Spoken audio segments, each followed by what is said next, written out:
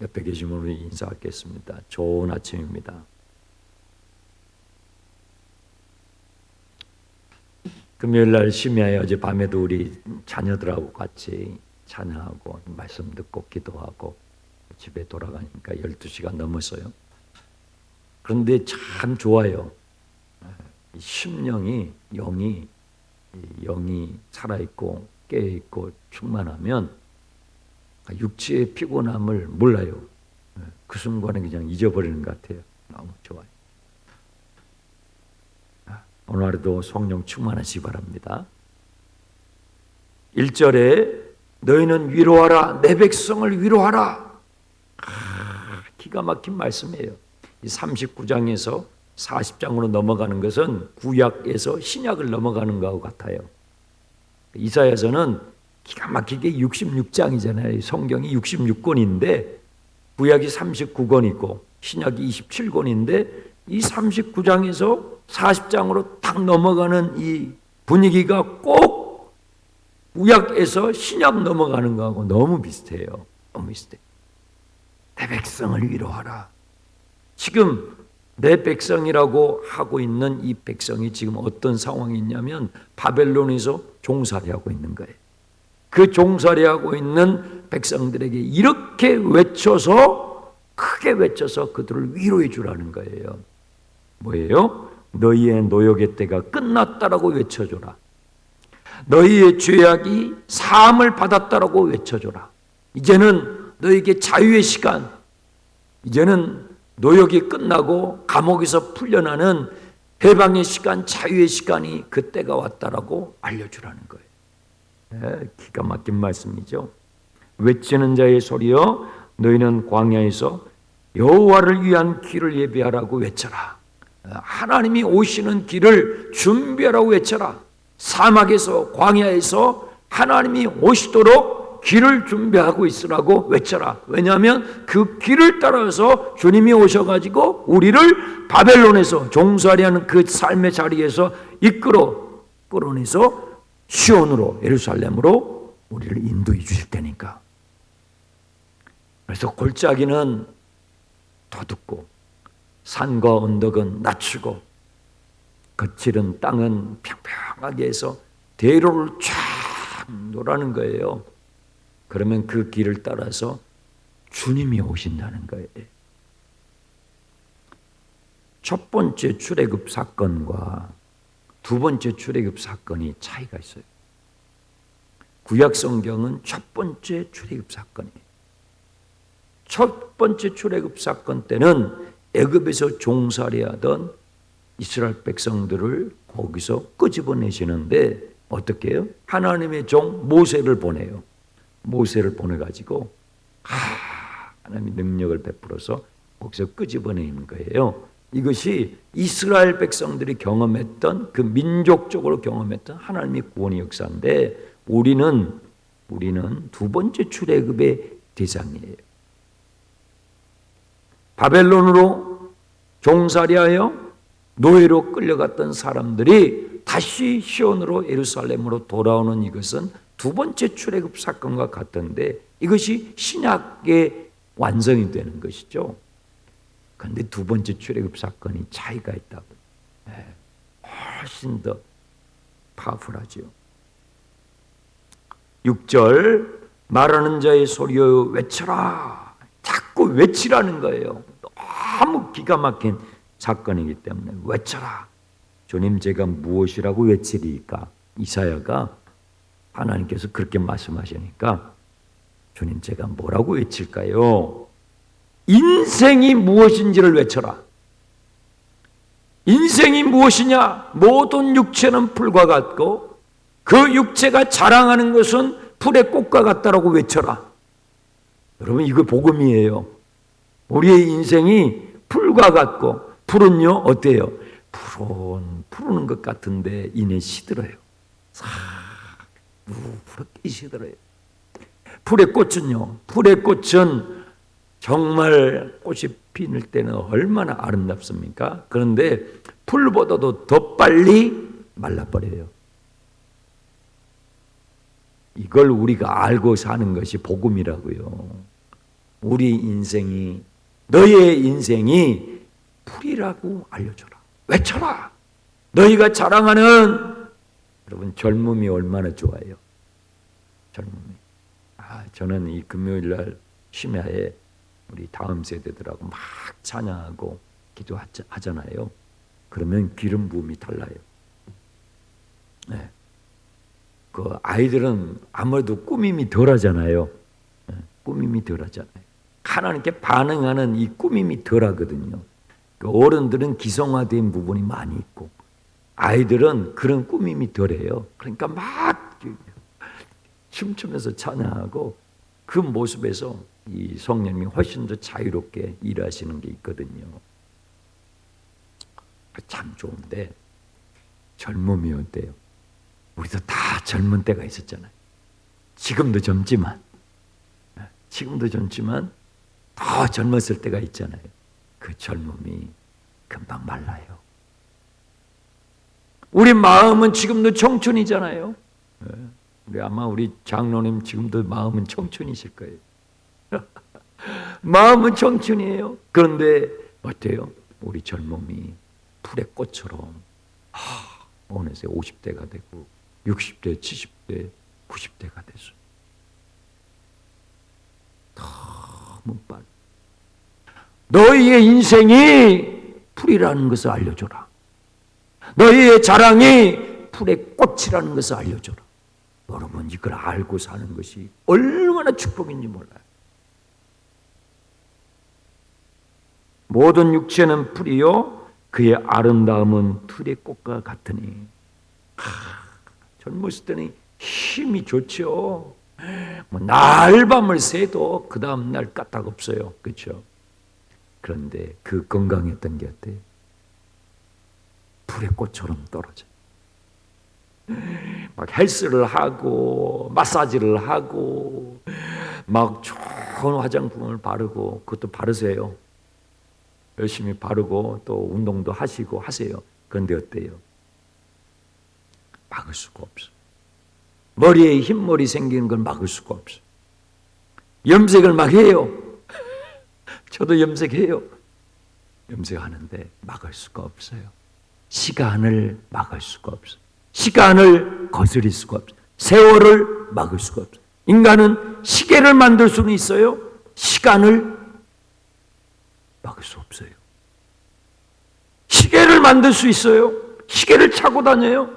시간을 거스릴 수가 없어요. 막을 수가 없어요. 그래서 너의 육체가 풀과 같다는 것을 기억하도록 큰 소리로 외쳐라. 너희가 자랑하고 있는 것, 지금 자랑하고 있는 것 오래 못 가요. 오래 못 가요. 풀의 꽃처럼 다 떨어져요. 다 떨어져요. 그러면 마르지 않는 것이 있는가? 시들지 않는 것이 있는가? 마르지 않고 시들지 않는 그것을 내가 붙잡는 것, 내가 그것을 소유한 것, 그것이 진짜 복음인데 거기 나와 있잖아요. 그게 뭐냐? 8절 보세요. 8절 다 같이. 풀은 마르고 꽃은 시드나 우리 하나님의 말씀은 영원히 서리라. 마르지 않고 시들지 않는 것, 그것을 발견하는 것이 인생의 축복이다.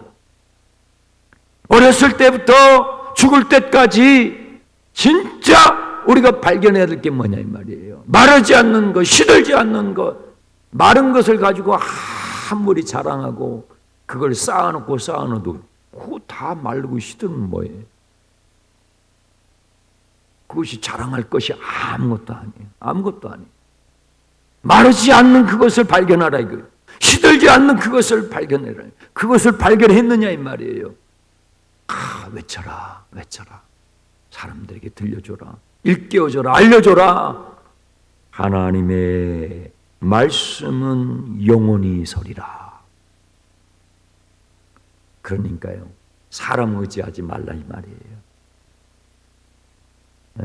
인생 의지하지 말라 이거예요. 시들고 말라버리는 그거 의지하지 말라는 거예요. 강대국들이 아수르가 바벨론이 떵떵거리면서 마치 자기들이 온 세상을 다 좌지우지하는 것 같은데 그거 너무 겁내지 말라. 그것도 다 시들어요.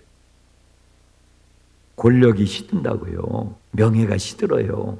그 시든 것 가지고, 그 지푸라기 같은 것 가지고 자랑해봤자 그거 오래 못 갑니다. 하나님 뭐라고 말씀하시죠? 영원한 걸 붙잡아라. 시들지 않고 마르지 않는 그 영원한 것을 붙잡아라고 외치라는 것이죠. 그것이 하나님의 말씀인데요. 9절, 아름다운 소식을 시온에 전하는 자여, 너는 높은 산으로 올라가라. 아름다운 소식을 예루살렘에 전하는 자여. 시온은 예루살렘이에요. 예루살렘을 시온이라고 그래요. 그 높은 산에 올라가서 아름다운 소식을 예루살렘에 전해주라 이 말이에요. 예루살렘은 지금 어떤 처지예요? 예루살렘은요, 지금 폐허가 돼 있어요. 예루살렘에 있었던 쓸만한 사람들은 다 바벨론으로 끌려갔어요. 종살이에요. 예루살렘에 남아있는 사람은요, 정말 끌려갈 가치도 없는 사람들, 데리고 가가지고 써먹을 것도 없는 사람들, 거기는요 들짐승들이 우글우글한 소굴이 돼버렸어요. 지금 예루살렘의 상황이. 그런데 그 예루살렘을 향하여, 그 사람들을 향하여 외치라는 거예요. 아름다운 소식을 전해주라 이 말이에요. 그 소식이 뭐냐고요? 와, 보세요. 소리를 높여 외쳐라. 두려워하지 말고 소리를 높여 외쳐라. 유다의 성읍들에게 외쳐라. 뭘 외쳐요? 너희의 하나님을 보아라고. 너희의 하나님을 보라고 외치라는 거예요. 인생을 보지 말고, 시들고 마른 인간을 쳐다보지 말고 영원하신 하나님을 보라고 외치라는 거예요. 여러분, 우리가, 여러분이 다 기도 제목이 있고 아픔도 있고 어려움도 있잖아요. 그런데 그 아픔과 어려움을 자꾸 생각해요. 그러면 하나도 도움이 안 돼요. 그 문제를 해결하는 데 있어서 하나도 도움이 안 돼요. 그러면 그 문제를 해결함에 있어서 뭘 바라봐야 돼요? 너의 하나님을 바라봐라. 내 인생에, 너 인생을 창조하신, 너 인생을 인도하고 계시는, 너를 구원하시는, 영원하시는 하나님을 바라볼 때 도움이 돼요. 문제가 풀리기 시작해. 아무리 인생을 쳐다보고 사람을 바라보고 사람을 줄을 대고 그 사람을 의지하고 도움이 안 돼요. 인생은요 풀과 같다니까요. 인생의 자랑은 풀의 꽃과 같다니까요. 그거 아무리 붙잡고 쫓아가도요 하나도 여러분의 문제를 해결하는 데 도움이 안 돼요. 너의 하나님을 바라보라. 첫 번째 출애굽 사건과 두 번째 출애굽 사건의 차이가 있다고 그랬죠. 첫 번째 출애굽 사건은 이스라엘 백성들이 역사적으로 경험한 것인데, 그것은 하나님께서 모세라는 하나님의 종을 보내서 하나님의 능력을 주어서 그들을 끄집어내 구원해내는 사건인데요. 우리는, 저와 여러분은요 두 번째 출애굽 사건이에요. 우리는요 하나님께서 모세를 보내시는 게 아니에요. 하나님이 직접 오셔. 할렐루야. 하나님이 직접 오셔서 모세를 보내는 게 아니고, 천사를 보내는 게 아니고, 한 사람을 보내는 것이 아니고, 하나님이 직접 우리에게 찾아오셔서 바벨론에 종살이하고 있는 그 자리에 직접 찾아오셔서 우리를 구원하시는 사건이에요. 그분이 예수님이에요. 우리는 그렇게 구원받는 사람들이에요. 여러분, 기가 막힌 거예요. 우리가 구원받았다는 게, 우리가 지금 이 자리에 있다라는 게, 우리가 하나님을 아버지라 부르고 있는 게, 그 하나님을 찬양하고 있는 것이 얼마나 기가 막힌다고. 너의 하나님을 보라고. 모든 육체가 여호와의 영광을 보리라고 그랬다. 하나님이 직접, 우리의 눈으로 볼 수 없었던 그 하나님이 직접 우리의 눈으로 볼 수 있도록, 우리의 손으로 만질 수 있도록 직접 우리 인생에 바벨론의 종살이하고 있는 사막처럼 광야처럼 메말라버리고 시들어가는 우리 인생에 찾아오셔서 우리를 그 자리에서 끄집어서 새하늘과 새 땅 새 예루살렘으로, 하나님의 나라로 인도에 내시는 이 두 번째 출애굽의 사건이 오늘 우리가 경험하는 신약, 새로운 언약, 저와 여러분에게 그 구원의 역사가 일어난 것이죠. 10절에 보시면 이 하나님은 어떤 하나님으로 오시냐면요, 10절에 보라, 주 여호와께서 장차 강한 자로 오셔요. 강한 자로. 우리를 묶고 있는 어둠의 권세 사단을 꺾어서 우리를 자유케 하시기 위해서 강한 자로 오시는데, 그분은요 그 강한 팔로 다스리시고, 그분은 충성되고 믿음직한 믿음의 사람들에게 상을 주시고, 대적들에게는 보응을 주시고, 그리고 11절, 그분은요 강하지만 선한 목자와 같이, 강하지만 선한 목자와 같이, 뭐예요? 인격적이다 이 말이에요.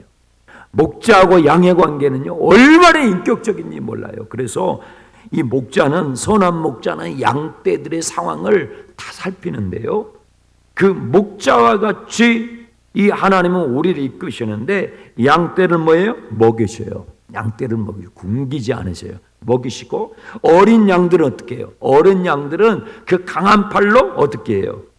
품에 안으셔요. 어린 양들은 품에 안으셔요. 그 다음에 젖먹이는 암컷들은, 이 양들 가운데서 엄마 양이 이 새끼 양을 젖을 먹일 때는 제일 예민하대. 제일 예민하고, 그렇잖아요. 양이 자기 혼자 처신하는 것도 쉽지 않은데, 그 새끼 양을 먹이면서 이 하루를 사는 게 엄마 양이 얼마나 버겁겠어요.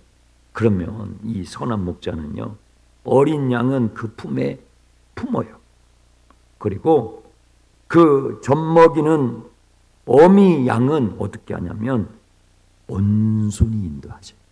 그러니까 이 선한 목자는요, 그 양의 각각의 형편대로, 그 양의 각각의 수준대로, 그 양의 각각의 상태대로 눈높이에 맞춰가지고 인도해. 이분이 예수님이에요.